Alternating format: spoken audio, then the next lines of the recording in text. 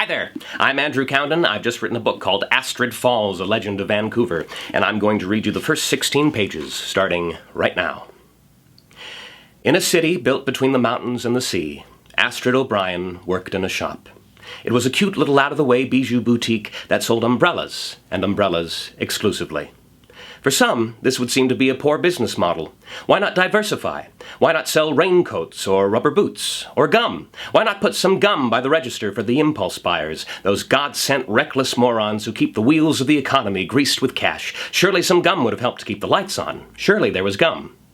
No, just umbrellas. Dense clusters of umbrellas lined the racks and hung from carousels crowding the floor. Some clung to the walls. An ambitious few managed to occupy segments of ceiling. Umbrellas were everywhere, and umbrellas were all there were. Champions of small business ownership looked upon the little shop with pity. How could it possibly hope to survive without gum? But the founders of the Pennies from Heaven Umbrella Company knew their business. They knew the one thing essential to their financial solvency, and they had acquired it long ago, a location on a street with high foot traffic and absolutely no shelter from the elements whatsoever. Unhappy pedestrians would wince up at darkening clouds, flip up their collars, scrunch up their shoulders. They would glance about anxiously, pining for a bit of eave or awning, for any form of preserving architecture jutting out over the street. Finding no such comfort, they would resign themselves to a fate of squelchy shoes and soggy underwear. And then, like a lighthouse at sea, they would spy the flashing neon sign of the Pennies from Heaven Umbrella Company and leap gaily over puddles to their salvation. Needless to say, in Vancouver, in Rain City, the humble little umbrella shop did swift business. Not today, however. Today was cloudless. Today, hard sunshine fell from the sky, thick heat rose from the pavement, and people caught in the sweaty middle lurched past the shop craving ice water instead of umbrellas. Today was bad for business. Today, Astrid O'Brien was bored. She stood behind the till, elbows on the countertop, fingers scrolling through social media on her phone. She was 21, pale and tall, awkwardly tall, gawky in the manner of long-necked birds. If she'd had any athletic ability whatsoever, she would have made an excellent basketball player. As it was, she couldn't run 10 feet without tripping over her own legs. And as previously stated, she was bored. She had wiped down the countertop, organized the till, cleaned out the storeroom, triple-checked the inventory, taken out the trash, straightened the racks, washed the windows, and swept the floor raw. All this was done within the first hour of her shift, and now she found herself gauging whether or not she could dust the lighting fixtures without a ladder. She worked alone. A single employee was all the shop required during the dry season, and that was fine by Astrid. When asked, she would say she wasn't a very social person. This was not quite the truth. Astrid had anxiety. Most people feel anxious from time to time. They may, for instance, feel awkward at parties. Well, Astrid felt so awkward at parties that her every waking hour, party or no, was spent avoiding any interaction with people, with all people, even people she knew, people she liked. And so when very occasionally some poor innocent would wander into the shop hoping to get directions to the nearest public toilet, Astrid would dive behind the social armor plating of her scripted sales pitch. She would begin chipperly with a, "Hi there, can I help you find something?" and then steamroll straight into upselling stainless steel ferrules and fiberglass ribs, classic crook handles and ergonomic grips, lightning-proof, wind-proof, and watertight webbing ranging from understated earth tones to floral chintz prints, and, for the discerning clientele, a Teflon-coated cotton canopy atop a rowanwood shaft. After about 5 or 6 minutes of this, the non-discerning clientele would suddenly realize they were late for, something and must leave immediately, sorry. Astrid would smile at them as they fled the shop, and then slip back behind the counter to hyperventilate a little and gradually calm herself back to boredom. There's a curious form of mental arithmetic with which all shift workers are familiar. It comes to them in the doldrums of days like this. It runs as follows. My shift started at 9 o'clock and ends at 5:30 with a half hour for lunch, which makes 8 hours minus lunch, and it's 11 o'clock now, so I've been here for 2 hours, which is only a quarter of my shift, but in half an hour I'll have gotten through 5/16 of it with an additional 3/16 until lunch, and then, at which point the clock usually falls off the wall from being stared at too hard. Astrid was at the center of this arithmetic. Fractions swirled inside her head, whipping around faster and faster until, with a feeling like vertigo, time became meaningless. She felt as if she were standing between two mirrors, infinite reflections of herself spread thin, extending into darkness. Last week at this time she had been standing here behind the counter, same as the week before that, and a month before that, and most likely a month into the future as well. She could see herself in a year or two standing here in the same place, thinking of now, thinking of then, wondering what had happened to the time in between. A cold prickle rose in her toes, then subsided. Eventually, all the temporal fractions came together to make 5:30 p.m., and Astrid blinked out of her daydream. She looked blearily about the shop, at the phalanx of umbrellas that hadn't moved a millimeter since she'd opened that morning, and she sighed. Closing time, she announced to the empty air. Everybody out. She yanked the chain on the neon sign, swept the already immaculate floor, because closing duties are closing duties no matter how pointless, logged out of the register, muted the Muzak, the Four Seasons singing Big Girls Don't Cry, grabbed her bag, and locked up. The sun was still high in the sky when she turned from the door, still baking the sidewalk from millions of miles away. She screwed up her face at the glare and sidestepped into the shadow of a telephone pole. She stood there, inhaling the fumes of idling streetcars, and waited. Today had not been the first day of few customers and fewer sales. The dog days of August had stretched unnaturally into late September, putting the ledgers of the little shop into a sorry state. But the founders of the Pennies from Heaven Umbrella Company remained undaunted. They had persevered through dry spells before, and well understood the feast-or-famine nature of their business. They took it in stride, unlike Astrid, who took it personally. For as long as she could remember, there had been an unspoken feud between herself and the incredibly large nuclear fusion reactor at the center of our solar system. This was mainly due to her skin, which could exist in one or two states, either deathly paper white or stinging angry red. To Astrid, people who could stand in direct sunlight for more than 10 minutes and not develop a severe radiation burn were like the superheroes in her comic books. And people who could tan, they may as well have been Jesus walking on water. From the protective shade of her telephone pole, Astrid noted the sparse vegetation growing along the sidewalk, faded, fried, photographed in sepia, and felt a pang of commiseration in her chest. She peered expectantly up the car-clogged street. Not yet. It was because of this near-vampiric aversion to the sun that Astrid came to dread the summer months and all of their associated hardships. In June, she picked at the flimsy, unflattering clothing that became the seasonal fashion. In July, she mourned the makeup melting down her face on the rare but important occasions when she wore it. In August, she reluctantly accepted invitations to the beach, where her friends lay on the sand, browning beautifully, while she slathered greasy, coconut-reeking slop onto her spindly limbs, and agonized in the counter-instinctual dissonance that came from allowing herself to be within the gaze of that boiling sphere of pain in the sky. Still, as heinous as these trials were, Astrid bore them with a kind of fair-mindedness. She knew her consolation was waiting in September. Astrid craned her neck over the road, trying to see as far up the street as she could. Not yet. She began to sweat. Say what you would about being cooped up all day, at least the shop had air conditioning. In September, the sky would soften into cotton. The stagnant air would cool and quicken to a breeze, and dance with her hair, her scarf, the hem of her coat. Leaves would blush copper to crimson, would fall to earth to be crunched cheerfully underfoot. And then the autumn rains would come and wash the last of summer from the world.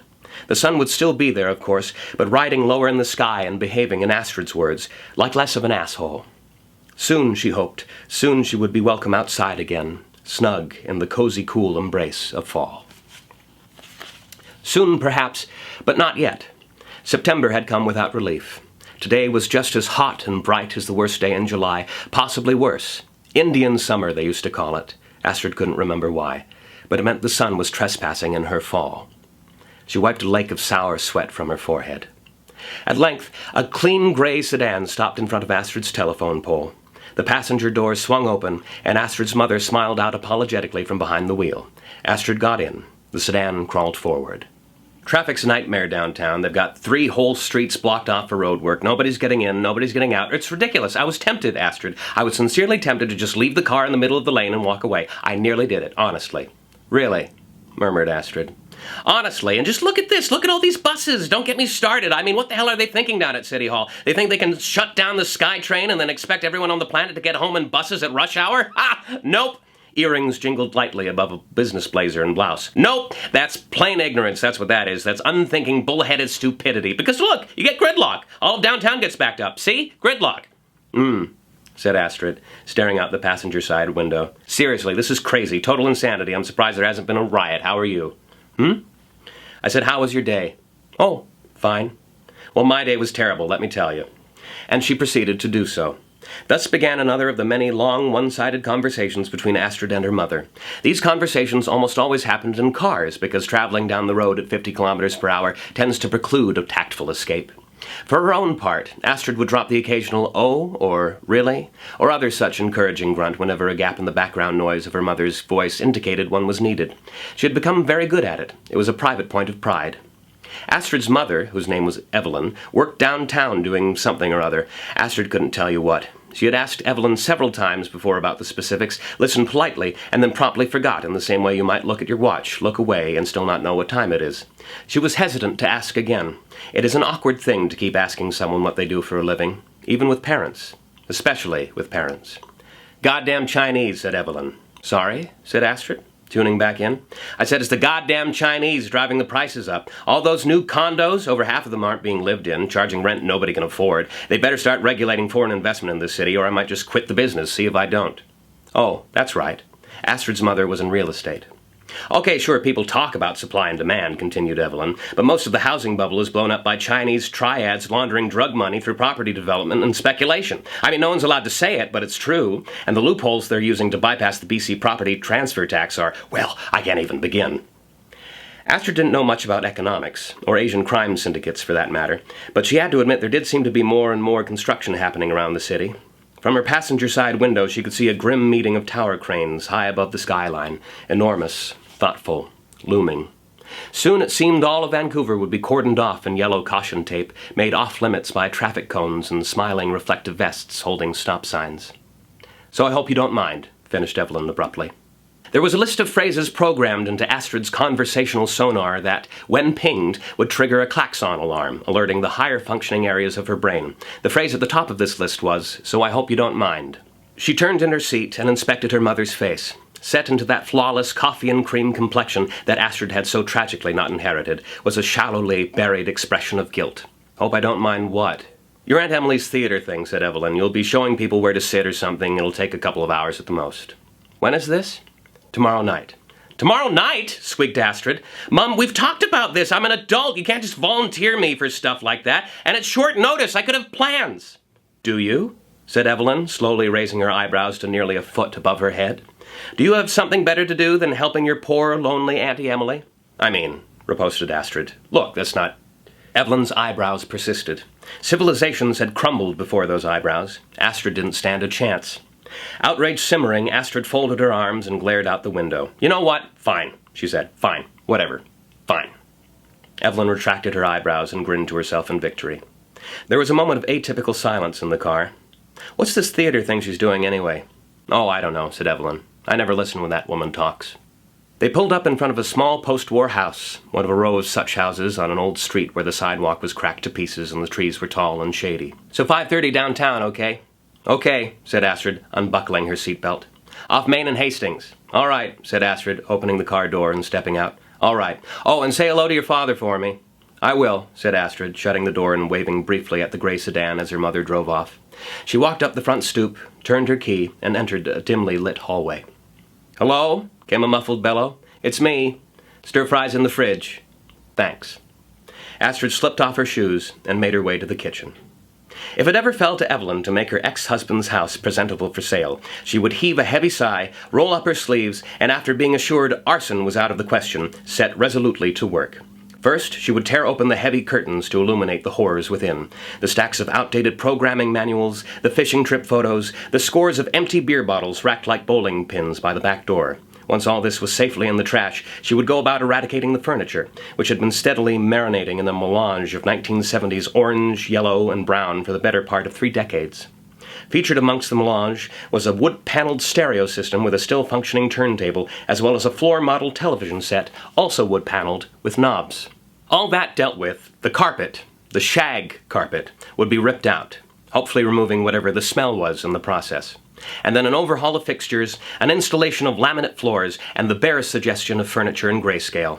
Placing her hands on her hips, Evelyn would survey this new, sterile living space, content in the knowledge that she had made the world a better place. As it stood, however, Astrid's father was not looking to sell, and so the TV, the turntable, the carpet, and the smell it contained would most likely remain indefinitely. Astrid entered the kitchen and opened the fridge, which was packed tightly to capacity but contained little actual food. It was stocked mostly with expired condiments. She maneuvered her hand past 2 different kinds of mayonnaise and pulled out a large ceramic bowl covered in saran wrap. A pair of sweatpants, reading glasses, and a graying 5 o'clock shadow walked into the kitchen holding a cup of coffee. This shambling amalgam was Astrid's father. "I put it in there a few minutes ago," he said. "Should still be warm." He was right, it was. But Astrid told her father she'd heat it up anyway on the basis that eating hot food straight out of the fridge felt deeply weird and wrong. She unwrapped the bowl, placed it in the microwave, and beeped a few buttons. Her father, whose name was Robert, poured his stale coffee into the sink. The sink was full of dirty dishes, so instead of going down the drain as intended, the stream of fluid filled a second, filthier coffee mug. In this way, Astrid feared her father had managed to carry around the same cup of coffee for his entire life. Robert sat down at the kitchen table with a mild groan. He was nearly 7 feet tall and had problems with his knees. It was from him that Astrid got her height as well as her complexion. Robert was as pale as a cavefish. He flipped open a newspaper. "Pass me a beer, would you, please?" Astrid plucked 2 bottles from a clutch of mustard jars in the fridge and handed one to her father. "Thanks." Robert cracked his beer with the bottle opener that lived on the kitchen table. Astrid pulled up a chair and opened her own. "Mum says hi." Robert's attention was wholly bent on the newspaper, the tip of a pencil hovering above the crossword puzzle. "Oh," he said. "Good." Astrid enjoyed conversations with her father. They were much different from the ones she had with her mother. There was more space between phrases, more time to think, and much less stress. She took a long pull from her beer. It was cool and tranquilizing. "You work on the wall today?" she asked. Robert frowned up from his crossword, then leaned back in his chair to squint over his glasses down the hall.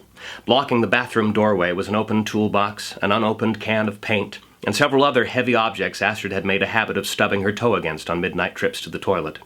Robert grunted. "I'll finish it tomorrow," he said, and Astrid nodded as he said it. This question and this answer had been part of their daily small talk for a long time.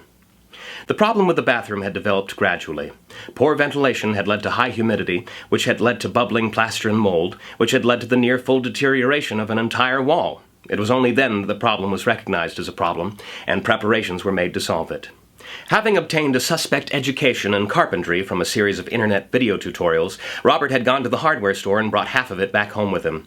Thenceforth, on a semi-daily basis, Astrid could hear the cracking, peeling, banging, and heartfelt cursing of her father as he fought against the thing that doesn't love a wall. And somehow, at the end of each afternoon of tinkering, there always seemed to be less of a wall than when he had begun. "Come on, Dad," said Astrid. "Just bite the bullet and hire a contractor. You could get the guy who redid Mum's place. He was good. What's his name? Sandeep something." Robert snorted distastefully. "No," he said. "No, I don't want to." He looked up and was caught in the open-hearted, unworldly gaze of his daughter, and he thought twice. "I don't want a stranger in my house," he said. "Not while I'm trying to work. I wouldn't get anything done." Astrid wasn't 100% on what her father did for a living either. He worked from home doing web design or sysadmin or, well, something with the internet was all she knew for sure. "I'll finish it tomorrow." Astrid shrugged. Her father gave a decisive nod and readdressed his crossword. Beep. Astrid reached into the microwave and pulled out a searing hot bowl full of lukewarm food. Forks were elusive in her father's house. A fruitless search of the cutlery drawer ultimately led her to the sink, where she lifted out the least offensive-looking utensil and rinsed it off under the tap. Enough silence had passed to signify the burden of making small talk had shifted to Robert. "And how are you?" he said. "Work was fine?" "Work was fine." "Register for fall classes yet?" "No, Dad. It's late September." Robert raised his head from the kloof for 6 across. "Is it?" he said. "Hot weather for September." "Oomph," agreed Astrid through a mouthful of stir-fry. "So you're just working at the shop, then?" Astrid swallowed. "Yep," she said. "Oh." It dawned on Robert that he had been somewhat lax in his parental responsibilities of late. True though it was that Astrid was a young woman now and conceptually capable of taking care of herself, he felt he should at least know the basics about his one and only offspring. An effort, he resolved, must be made. He laid aside his crossword, cleared his throat, and spoke in a high, tentative voice. "So, work was fine?" "Yes, Dad, work was fine." "Good, good." Robert scrabbled for conversational footing. You have any plans for later?" "Later?" "Yeah, later, after," he gestured vaguely. "Working." Astrid scraped the inside of her bowl. "I figure I'll save up some money," she said. "Start paying off my student loans, apply for the spring term maybe, see how it goes." "Oh, okay.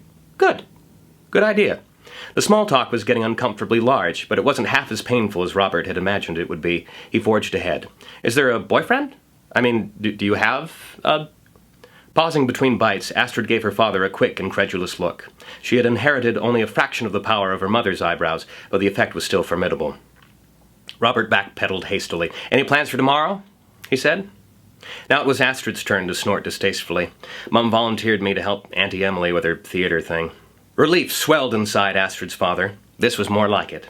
Emily was a subject completely outside his realm of parental responsibility. Also, as a bonus, it was something he could get mildly angry about. "You be careful around her," he said. "She's got a screw loose. Don't let her pull you into her crystals and homeopathy horse shit. You're smarter than that." "I know, Dad." Robert leaned conspiratorially over the table. "You know about the time she went missing, right?" Astrid didn't. She said as much. "Happened when she was about your age. Gone 3 days. Nobody had a clue where she was. Scared the bejesus out of your mother. Convinced her only sister was lying dead in a ditch somewhere. And then the police found her in Stanley Park, passed out on the stage of the Malkin Bowl, covered in her own sick. Apparently she'd been wandering through the trees for half a week, high off her gourd on mushrooms. Nearly killed herself. Point is, she offers you a brownie. You ask what's in it, all right?" Astrid nodded, half listening. She was staring down at a ring of condensation on the kitchen table. Robert stood up. He felt very proud of himself.